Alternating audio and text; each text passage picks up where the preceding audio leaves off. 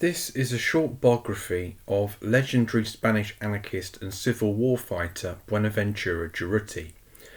To reduce to a few hundred words the life of an almost mythic figure is not an easy task.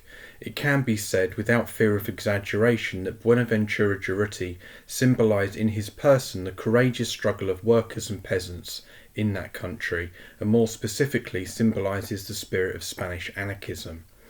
He was born the son of a railway worker on the 14th of July 1896 in Leon, a city in central Spain.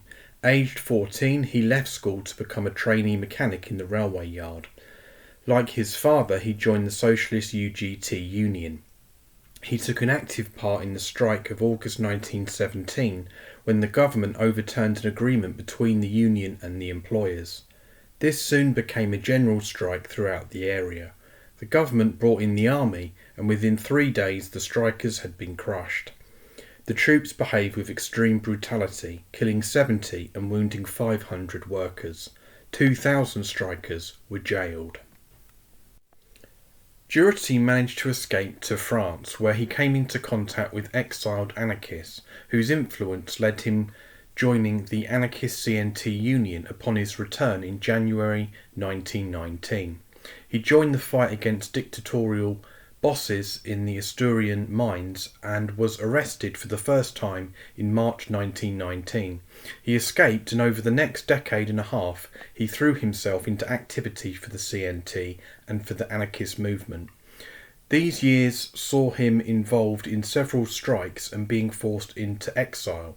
Unwittingly, the Spanish government exported rebellion, as Durruti and his close friend Francisco Escaso happily joined the struggle for freedom wherever they ended up, in both Europe and Latin America. The Spanish monarchy fell in 1931 and Durruti moved to Barcelona, accompanied by his French companion Emilienne, pregnant with their daughter Colette. He joined the Iberian Anarchist Federation, the FAI, a specifically anarchist organisation, and together with other militants they formed the Nosotros group.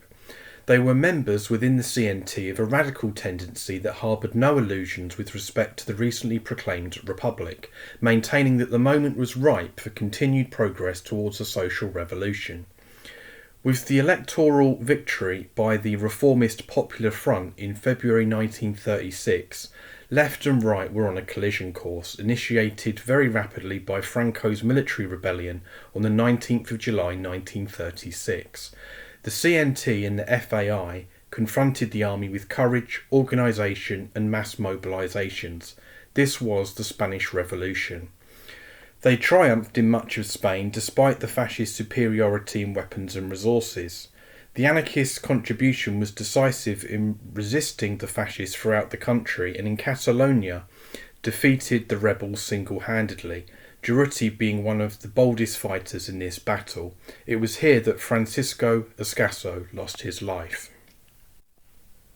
On the 24th of July, from Barcelona, where the anarchist goal of workers' control, direct democracy and liberty was starting to be a reality, Durruti left with an armed column towards Zaragoza, which was occupied by the fascists.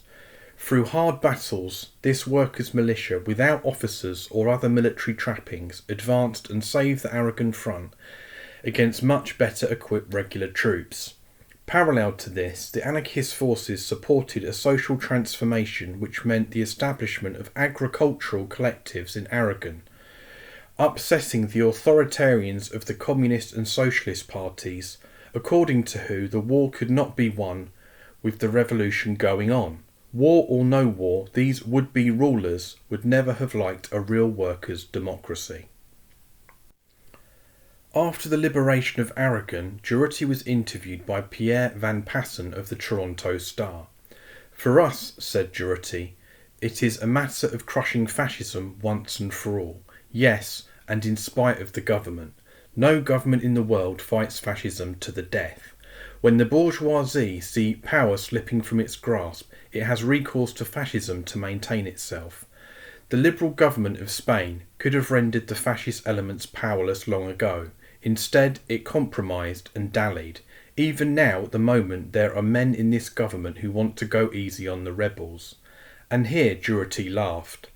Quote, "You can never tell, you know. The present government might yet need these rebellious forces to crush the workers' movement. We know what we want. To us, it means nothing that there is a Soviet Union somewhere in the world, for the sake of whose peace and tranquility the workers of Germany in China were sacrificed to fascist barbarians by Stalin. We want revolution here in Spain right now, and not maybe after the next European war. We are giving Hitler and Mussolini far more worry with our revolution than the whole Red Army of Russia. We are setting an example to the German and Italian working class how to deal with fascism." End quote.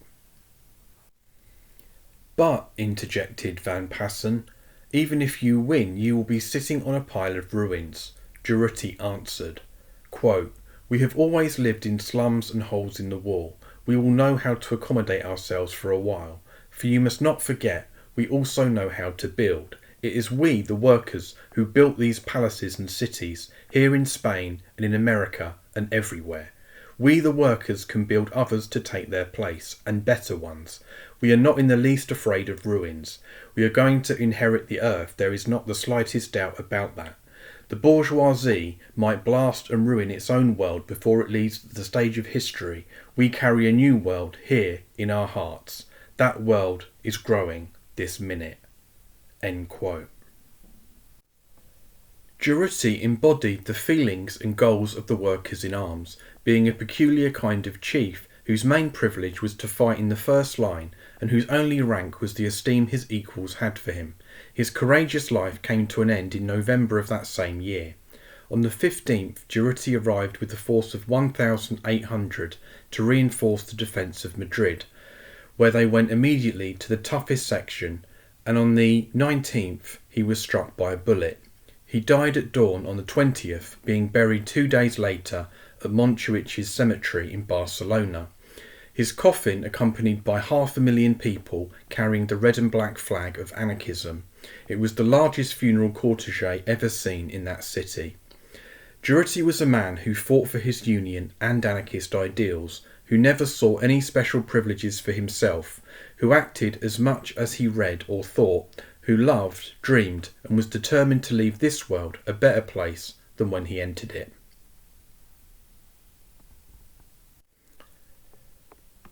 And if you want to read more about Durruti, then I recommend the book Durruti in the Spanish Revolution by Abel Paz. Thank you for listening, everyone. All the best.